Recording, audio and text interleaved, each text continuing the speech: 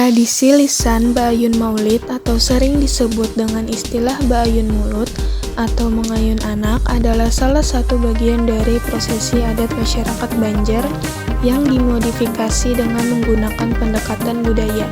Pendekatan budaya atau tradisi lisan ini terjadi persilangan antara budaya Banjar dengan tradisi ajaran Islam, yaitu penggabungan antara budaya khas masyarakat Banjar yakni Ba'ayun Maulid dengan memasukkan nilai-nilai religi yang pelaksanaannya diselaraskan dengan bulan Maulid atau hari kelahiran Nabi Muhammad SAW sebagai tanda bahwa masyarakat bersyukur dan berharap agar anaknya dapat menerima berkah dan meneladani akhlak Nabi Muhammad SAW melalui prosesi adat istiadat itu.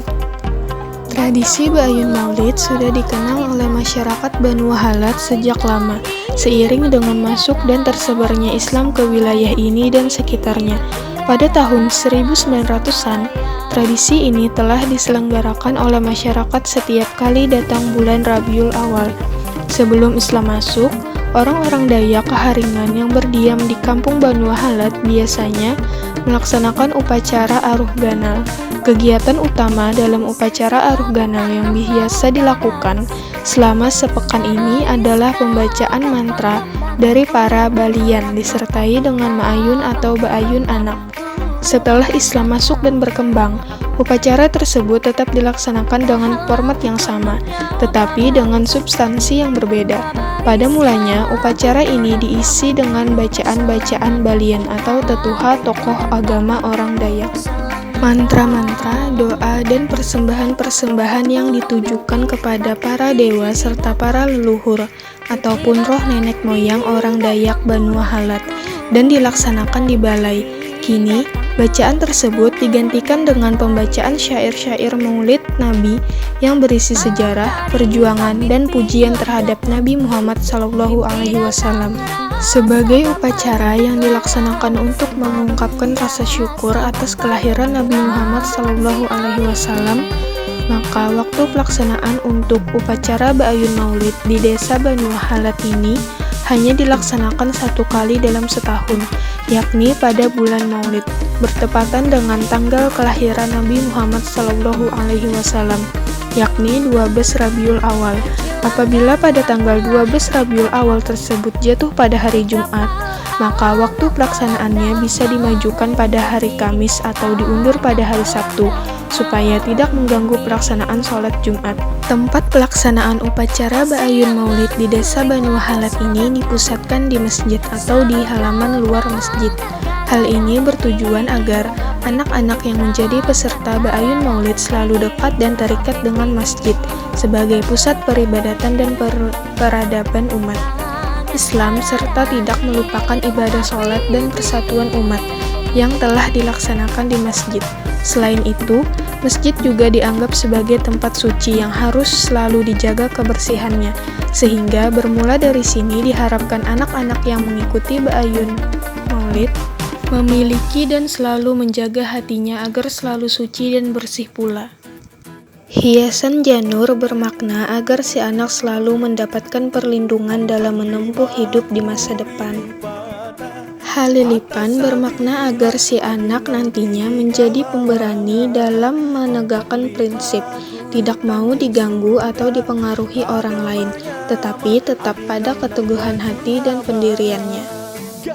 Kembang sari bermakna lambang semangat hidup agar si anak mempunyai semangat dan tujuan hidup yang baik. Berbagai macam buah-buahan dan kue tradisional melambangkan rasa syukur atas nikmat yang diberikan Tuhan. Perangkat piduduk sebagai bagian dari kelengkapan prosesi acara dalam proses Ba'ayun Maulid yaitu beras bermakna agar si anak selalu berkecukupan dari segi sandang pangan dan papan. Gula merah bermakna agar si anak selalu manis dalam tindakan tanduk dan tutur katanya. Kelapa bermakna agar si anak mendapatkan kelimpahan kebaikan dan rezeki. Benang bermakna diharapkan agar si anak selalu mempunyai ikatan tali silaturahmi dengan sanak keluarganya. Jarum bermakna agar si anak meskipun kecil mempunyai manfaat yang besar. Dalam makna yang lain, bahwa beras, kelapa, gula merah, benang, dan jarum merupakan satu kesatuan. Beras lambang paras muka yang cantik, jarum lambang tulang yang kuat, benang melambangkan urat nadi, kelapa dan gula melambangkan pahlawan dan pembicaraan lemah manis atau sopan dan santun. Makna perlambangan sesaji Ba'ayun Maulid dari sesaji dalam acara ini dilaksanakan hingga sekarang.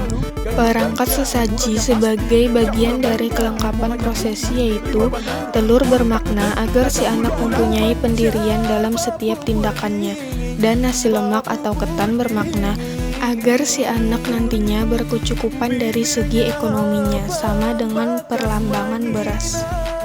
Pelaksanaan tradisi Ba'ayun Maulid dilakukan melalui dua tahapan penting, yakni tahap persiapan dan tahap pelaksanaan. Pada tahap persiapan untuk melakukan upacara Ba'ayun Maulid secara umum dilakukan sampai saat menjelang upacara dilaksanakan. Adapun persiapan yang harus dilakukan antara lain adalah menentukan dan mempersiapkan tempat pelaksanaan upacara, menetapkan kelompok-kelompok membaca syair-syair maulid, penyerahan piduduk kepada tokoh agama, pembuatan ayunan beserta hiasannya, membuat kue dan memasak makanan untuk dihidangkan dan sebagainya. Tahap pelaksanaan Ba'ayun Maulid ditandai oleh dua kegiatan penting, yaitu pembacaan syair-syair maulid yang berisi puji-pujian kepada Nabi Muhammad SAW dan kegiatan ma'ayun anak. Kegiatan ma'ayun anak bersamaan dengan pembacaan syair-syair maulid, terutama pada saat pembacaan asyrakal sampai berakhir. Selanjutnya diteruskan dengan ceramah atau uraian tentang maulid Nabi Muhammad SAW oleh tokoh agama yang terkemuka.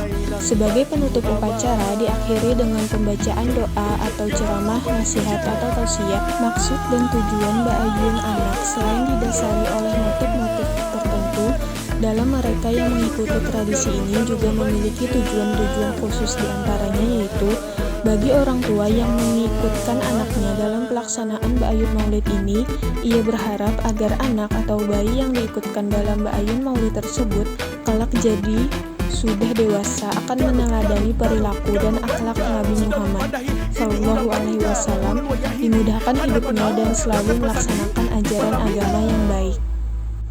Selain itu, upacara Ba'ayun Maulid ini juga dilakukan untuk mempertahankan dan melestarikan budaya, serta dalam rangka merayakan atau memeriahkan hari lahirnya Nabi Muhammad SAW.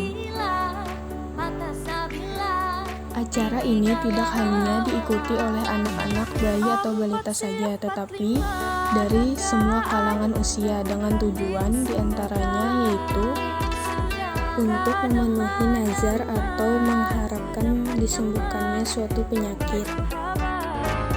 Jadi batu sakit jadi ada mendangal di sini nah. Empat di sini Ba'ayun dua. Itu najar batu supaya jangan sakit lagi juga kayak itu nah. Ba'ayunnya ada aja ada juga anak orang Ba'ayun. Awas ngapain lagi di Anson di Halalak. Umurnya berapa? 65. Dua Ba'ayun sebelumnya ada bisa. Ini pertama pulang anak Ba'ayun. Aku bedahan sih awak hari ini. Niat kayak itu. Larangan saat melakukan Ba'ayun Maulid diantaranya yaitu peserta tidak boleh diwakilkan atau diganti oleh salah satu keluarga atau orang lain. Ayunan atau tapih bahala yang digunakan untuk Ba'ayun harus 3 lapis. Tidak boleh bermotifkan hewan, misalnya naga atau burung, elang, dan makhluk hidup lainnya. Islam melarang untuk melukis benda-benda bernyawa, sehingga motif hewan diganti dengan motif tumbuhan, bunga, atau gambar-gambar tertentu yang bukan makhluk hidup. Begitu pula halnya dengan model janur yang digunakan dan dibuat sebagai hiasan tidak boleh berupa benda hidup atau menyerupai hewan, misalnya burung.